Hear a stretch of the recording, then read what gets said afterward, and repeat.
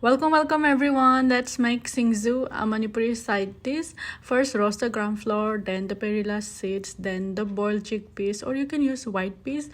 Pound it and keep it aside, then mix together the fermented fish and the boiled chilies. You can use roasted chili also, then mix it all together nicely with the vegetable. And for SINGJU we mainly use finely chopped cabbage. Here I'm using spring onions and coriander for the smell, but you can add lotus stem or taro root and mix it all together very nicely, and then put the pounded chickpeas and then the gram flour and the perilla seed mix. I have already grind the perilla seeds for better taste, and then mix it all together very nicely again, and then put YY noodles, and then we will mix it again.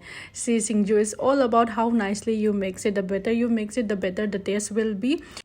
And yeah, here it is, the SINGJU. Please do try and let me know whether you guys like it. And this is it for today. See you guys in the next video. Bye.